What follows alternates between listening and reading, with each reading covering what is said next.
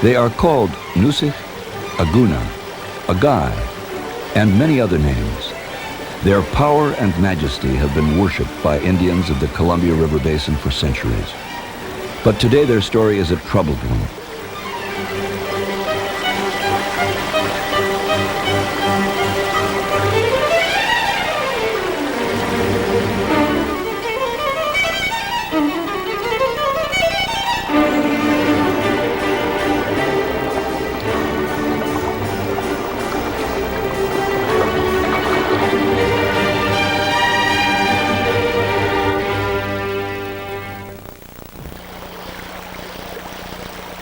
They are Chinook and Sockeye, Coho, Chum, and Steelhead. By 1980, they had been pushed to the brink of extinction, and they are now the focus of the most ambitious fish and wildlife restoration program ever conceived. From the time salmon are born, they are destined to travel. After migrating downstream, they fight the vast northern Pacific from 2 to 5 years, moving northward through the Gulf of Alaska and south to California in great circles that bring them back miraculously to the same Pacific Northwest rivers from which they came. Then begins their tough rush back upstream. Scientists believe that salmon retain the scent of their natal streams to guide them back up the river. When they enter the Columbia, they stop taking in food. They are desperately searching for their own birthplace, where they will spawn and die.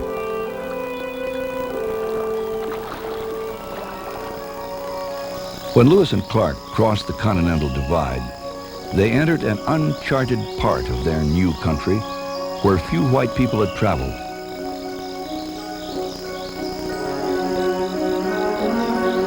For the Indians, the most precious treasures were the abundant wildlife that provided food and clothing, the forests that gave them shelter,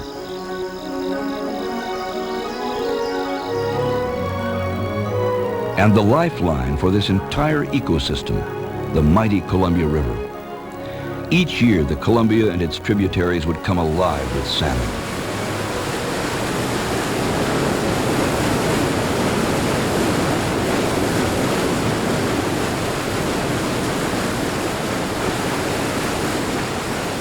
For eagles and other natural predators, they meant survival.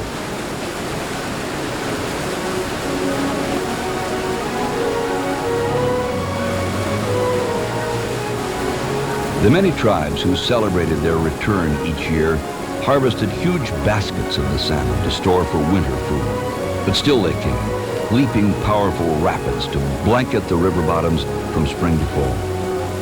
Then, with the settlers, came a new age of progress, and times began to change. To the settlers, the salmon seemed unlimited in numbers, an annual feast that pushed up the rivers for the picking. Before long, they were an enterprise. Columbia River salmon were harvested, canned, and shipped worldwide. At one time, 39 canneries employing thousands of people flourished from the bounty of these Columbia River runs. Then more industry came, logging and farming, mining and road building, and urban development in general. In the 30s, the first big dams to span the river were built. The white man's attention was focused on development. Some, like Woody Guthrie, told the story in song. Sam, he took the challenge in the year of 33 for the farmers and the workers and for all humanity. Now, river, you can ramble where the sun sets in the sea, but while you're rambling, river, you can do some work for me. Roll, Columbia, won't you roll, roll, roll? Roll, Columbia, won't you roll, roll, roll?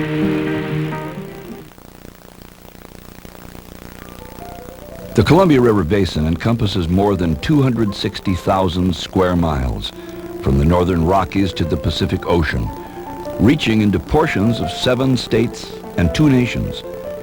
At the peak of their abundance, salmon and steelhead runs reached into nearly all of this territory. Then, society began to harness these rivers, generating billions of watts of power to electrify a growing Northwest and irrigate millions of acres of desert to make them into croplands.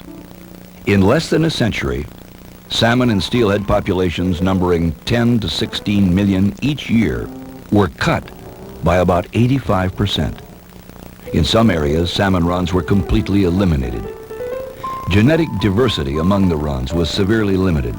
Fishers, Indian and non-Indian alike, began to see their very means of existence disappearing. The problem is that fish and wildlife never did get along with hydroelectric dams. Dams kill fish. In low water years, experts figure that up to 95% of the young fish died in hydropower turbines and reservoirs as they migrated to the sea. Of those that survived, matured in the ocean, and returned to the river to spawn, only a portion made it past the dams. The more dams they had to pass on both their downstream and upstream journeys, the smaller were their chances of survival. The economies of small towns from the Rockies to the Pacific were being drained. The collision course between the fishery and power producers came to a head. And in 1980, Congress passed the Northwest Power Act. It charged the newly formed Pacific Northwest Electric Power and Conservation Planning Council with the creation of a 20-year electric energy plan and a regional fish and wildlife program to protect and rebuild the fish and wildlife resources harmed by hydroelectric development in the Columbia Basin. The Bonneville Power Administration, with the cooperation of the electric utilities of the region, was called upon to fund these plans to resurrect the world's largest Chinook salmon and steelhead runs. The U.S. Army Corps of Engineers, Bureau of Reclamation, and the Federal Energy Regulatory Commission, along with Bonneville, were told to consider the river's fish and wildlife as equal to power generation or any other river use. Saving the salmon, Congress declared, would now be considered one of the costs of pulling electricity from the Columbia.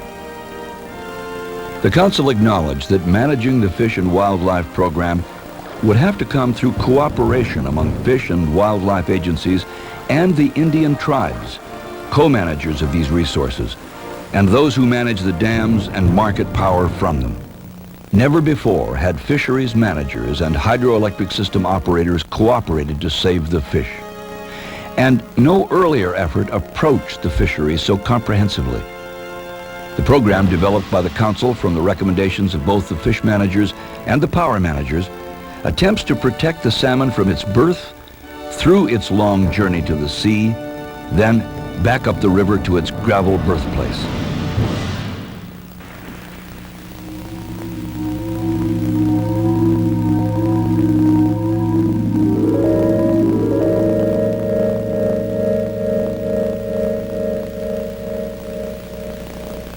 The young salmon hatch in freshwater streams from eggs laid amid the gravel. Some wait there for a year or more before catching a spring runoff to carry them along their migration route to the sea.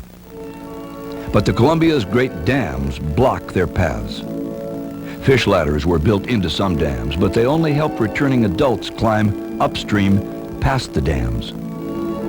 It wasn't until the 1960s that scientists began to realize the most devastating impact on the salmon was the loss of juvenile fish trying to move downstream. 11 major hydroelectric facilities span the Columbia River in the United States.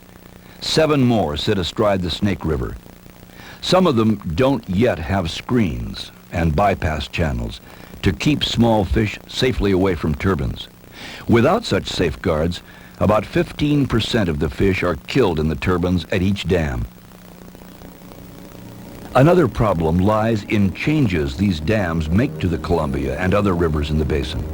Instead of being free-flowing streams, waters behind dams are slow-moving pools, more akin to lakes than rivers, that stall fish waiting to be carried downstream by the current. Slowing their journey also upsets the delicate timing of crucial biological changes in young salmon and steelhead, whose bodies must physiologically adapt from freshwater to saltwater as they migrate. Downstream travel from Idaho to the Pacific once took migrating fish about 2 weeks. The dams and reservoirs more than doubled that migration time. If their journeys take too long, some fish die because they lose the instinct to migrate to the sea. Others become easy pickings for predators like squawfish in the reservoirs. The council coordinated efforts of Bonneville and other federal and state agencies, Indian tribes, and dam operators to boost the number of fish that survive their encounters with hydroelectric dams. It helped design a way that the Corps of Engineers, Bonneville, and utilities can run dams in a fashion that mimics Mother Nature. Each spring, those federal agencies release a block of water that they previously would have kept stored behind upriver dams until later in the year. That release, known as the water budget, partially simulates the spring runoff of snowmelt and rushes small salmon and steelhead downstream through reservoirs between dams. At the same time, the council called on these federal agencies to improve the survival rate of fish as they pass the dams themselves. Nearly everyone agrees that the best solution is to install permanent screens at each dam. These screens guide fish away from power-generating turbines and into channels cut through the dams.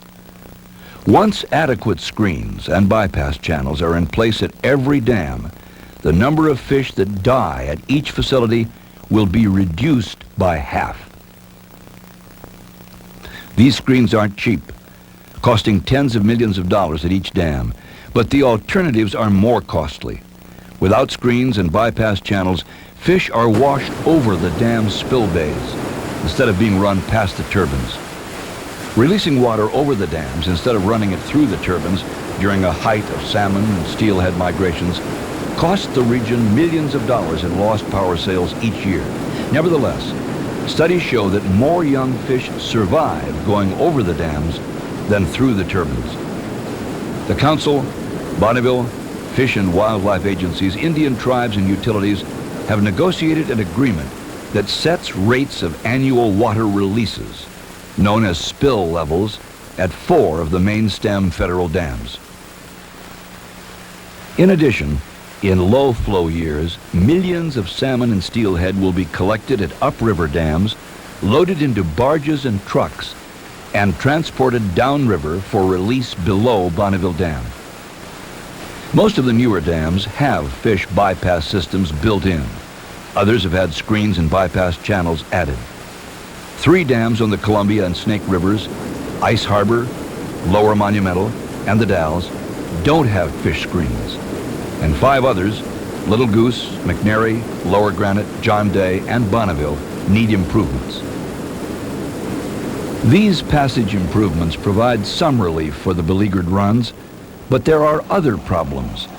Mining, logging, cattle grazing, farming, road building, and commercial development in general have left their mark on salmon and steelhead spawning habitat. Some streams were blocked. Others were clogged with silt, smothering salmon eggs before they could hatch. Through the council's recovery plan, stream bank restoration projects are improving salmon habitat in many parts of the basin. Thousands of miles of habitat already have been restored. Irrigation has made the deserts bloom, but diversion canals and ditches can take too much water from streams, leaving valuable spawning grounds high and dry. Furthermore, many of these diversions also lack the means to help fish pass them safely. Washington's Yakima Basin is a prime example of both irrigation's productivity and its cost to the fishery. Annual fish runs in the Yakima Basin once numbered more than 500,000 salmon and steelhead. With irrigation development and losses to hydropower dams on the Columbia, these runs had dropped in the 1970s to just 1,000. With funds from the Bonneville Power Administration, Washington State, the Bureau of Reclamation, and the Bureau of Indian Affairs, and in cooperation with the Yakima Indian Nation and the basin's irrigators, fish passage at the dams is being improved. More than 20 fish ladders, screens, and bypass channels have already been installed, and some runs in recent years have been up. Throughout the Columbia system, the Council is working with fishery agencies and Indian tribes to learn more about the migration of young salmon and steelhead. Young fish, called smolts, are tagged at hatcheries, and a fin is clipped so that they can be identified when they return as adults. Brands on others will tell biologists further downstream where the fish began their migration and how they're faring. The Council has even developed a computer model to trace the salmon along its route from gravel to the sea and back to gravel.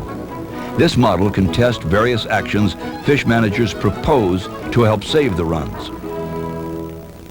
Once the young fish get to the sea, the journey is no less hazardous. Destined to travel the Pacific sometimes as long as 5 years, they will find ocean predators even more plentiful, and man is chief among them. The demand on this resource is incredible, and the Council is trying to make sure that its efforts to rebuild river runs aren't canceled out by over-harvesting. In 1985, Northwesterners from Oregon north to Alaska and east into Idaho negotiated a treaty that had been on the table for more than 20 years. The U.S. and Canada Pacific Salmon Interception Treaty called for reduced harvests of diminished stocks until rebuilding programs like the Council's could begin to have an effect. But various stocks from various rivers and tributaries, plus hatchery stocks, all swim and get caught together in the sea. To preserve the remnants of damaged runs, limits must be set on the taking of all salmon in the waters containing them. This way, managers make sure that enough mating pairs return to their natal streams to spawn.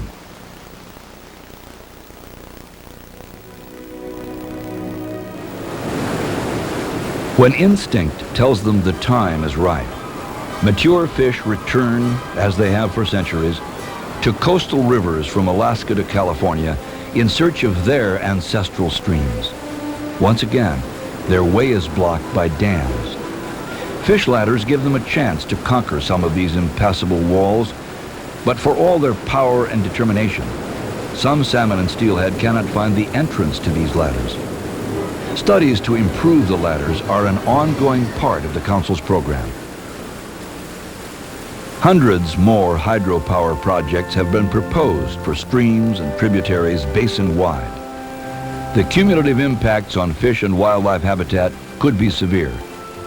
In 1988, the Council coordinated the efforts of the 4 Northwest states to protect stream reaches where fish or wildlife would be irreparably harmed if new dams are built. They studied thousands of stream miles. When all the data was in, a lengthy dialogue was encouraged to debate the pros and cons of blocking dam construction on certain streams. The Council decided to designate more than 44,000 miles of stream reaches as protected areas because of their value to salmon and steelhead. Salmon are famed for their acute navigational instincts. Once they return to fresh water, they stop eating, living off their body reserves, their entire energy devoted to the battle upstream. As they return, society again takes a hand to help restore the depleted runs. Hatchery crews, such as this one on the South Fork of Idaho's Salmon River, 750 miles from the ocean, trap some of the returning salmon each summer to retrieve their valuable eggs. Some fish are passed by the hatchery to spawn naturally, but those trapped are kept in holding tanks until they're ready. To ensure future salmon runs, the precious eggs are gathered from females and fertilized. The young are reared in the hatchery for a full year before being released. Some of the smolts are released into streams adjacent to the hatchery, but others are taken to streams where runs are dangerously depleted or extinct, giving more salmon the chance to make the journey of their ancestors. About 70% of Columbia River salmon and steelhead are bred in hatcheries. Many biologists consider this a precarious dependency. In some cases, diseases in hatcheries have killed nearly all the fish reared there. So improving hatchery facilities and procedures is an important step. Furthermore, there is concern that the genetic diversity and inherent strength of native salmon populations may be jeopardized if the Council's program does not balance hatchery production with the preservation of wild runs of these fish. To this end, the Council has asked fisheries managers and other interested people to carefully study important tributaries of the Columbia and come up with plans for increasing the runs these streams can sustain over time. When the wild salmon return to their home streams to spawn naturally, they must wait for nature to take its course. When the time is right, the females instinctively begin digging a nest in the graveled river bottom to house the nearly 3,000 eggs they each carry. The males choose one of these nests, called redds, as their territory and will attack any intruders. When the female has completed her nest, she moves upstream and releases her eggs, allowing the gentle current to carry them to their resting place in the gravel. Sensing that his time has come, the male passes over the redd and fertilizes the eggs. Their life cycle at an end, nature reclaims their aging bodies. For them, the journey is over, but for the next generation, the fight for survival is just beginning. Salmon and steelhead are not the only creatures affected by our harnessing of rivers and streams, especially in the upper reaches of the Columbia River Basin, where dams completely cut off access beyond. The resident fish, such as brown and rainbow trout, here face many of the same problems that migratory salmon and steelhead do in the lower Columbia and Snake Rivers as a result of hydro development throughout the basin. 2 new hatcheries have been built through the Council's recovery program to replenish these upriver lakes and streams with fish that do not need to migrate to the sea. The Council also works with state and federal bodies to explore innovative ways to repair or reclaim wildlife habitats and populations that have been hurt by hydroelectric dams in the region.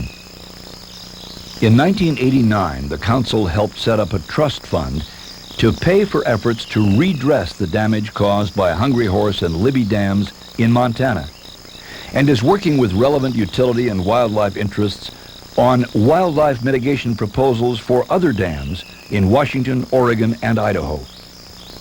The placement of nesting boxes in Canada goose habitat in many parts of the basin protects nests from fluctuating water levels caused by hydropower projects. Habitat has also been provided and is being maintained for bighorn sheep. The sheep are fitted with radio devices so they can be tracked and their survival monitored.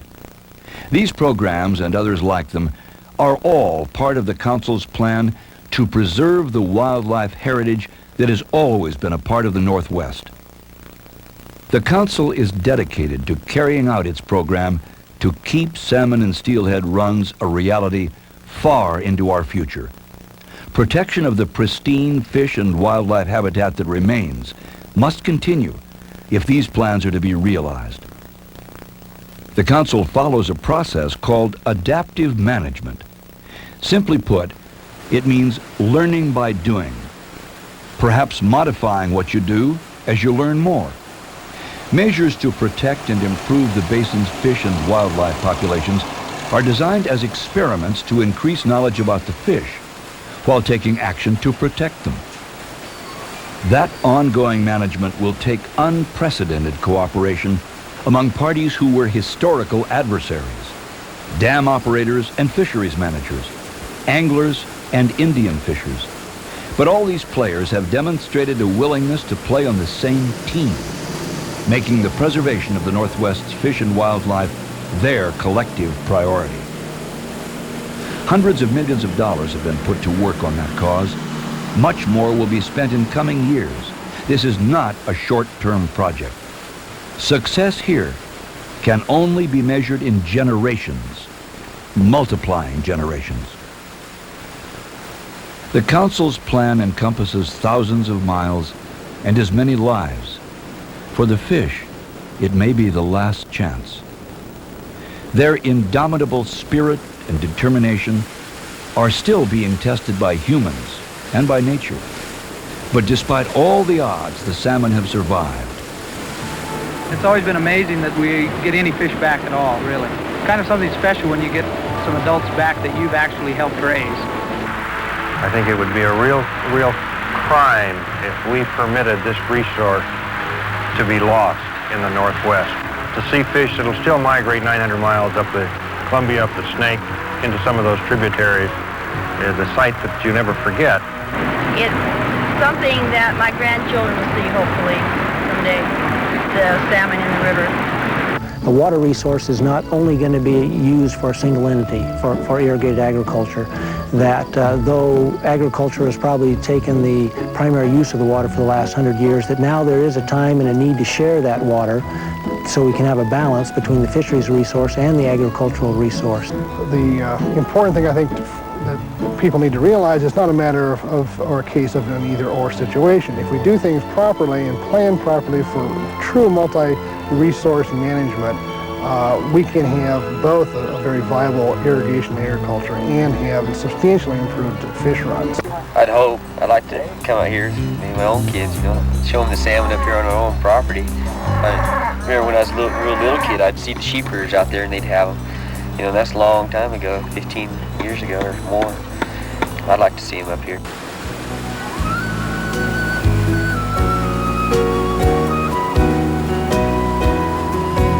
They must, they can return if the people of the Northwest continue to participate in this uncommon collaboration.